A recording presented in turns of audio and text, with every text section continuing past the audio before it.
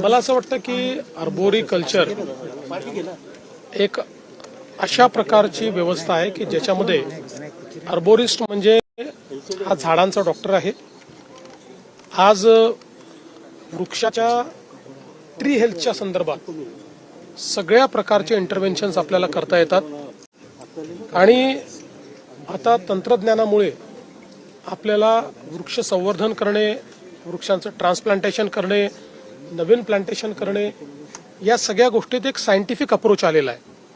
आता इथे जे काही स्टार्टअप्स आहेत किंवा काही कंपनीज आल्या आहेत, पूर्ण शहराचं त्या ठिकाणी स्कॅनिंग करून त्याच्या सगळ्या वृक्षांचा डिजिटल ट्विन तयार करून आणि त्यातनं ते टेक्नॉलॉजीचा उपयोग करून सांगू शकतात की कुठला वृक्ष पडायला आलेला आहे किंवा कुठला वृक्ष पडू शकतो किंवा त्या वृक्षाचं फांद्या ज्या आहेत त्या फांद्या कशा प्रकारे ठिकाणी ऍक्सिडेंट होऊ शकतो. अशा अनेक गोष्टी आज टेक्नॉलॉजीने शक्य आहे.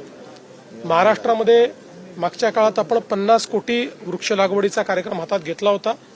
त्यानंतर 2020चं forest of India, forest in India हे जे केंद्र सरकारचं प्रकाशन आलं त्यात महाराष्ट्र एक असा राज्य निघालं की ज्याचं ट्री कव्हरेज वाढलंय, ज्याचा फॉरेस्ट कव्हरेज वाढलेला आहे आणि आता आपल्याला तो 33% 33% न्यायचा आहे आणि म्हणून आता 300 कोटी वृक्ष लागवडीचा एक कार्यक्रम आपण हातामध्ये घेतो.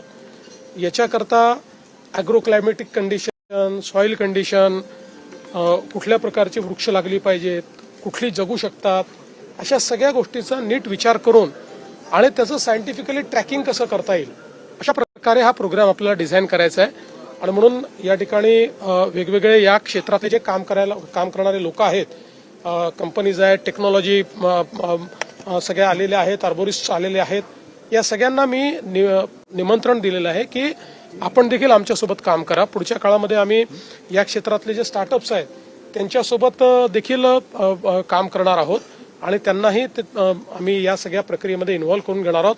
ही एक खूप मोठी प्रक्रिया आहे.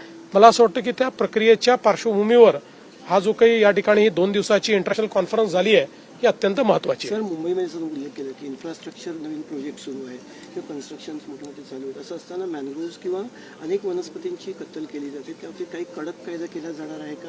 नाही, कायदा पूर्ण कडक आहे. एकही मॅंग्रोव्ह तोडायचा असेल तर हायकोर्टाच्या परमिशन शिवाय तोडता येत नाही. मागच्या काळामध्ये जेव्हा आम्हाला मॅंग्रोव्ह तोडावे लागले वेगवेगळ्या प्रोजेक्ट करता त्यावेळी आम्ही कंपन्सेटरी मॅंग्रोव्ह पार्क तयार केला आणि महाराष्ट्र पुन्हा सांगतो असं राज्य आहे की ज्या ठिकाणी मॅंग्रोव्हचं कव्हर आपण वाढवलेलं आहे ते कमी होऊ दिलेलं नाही.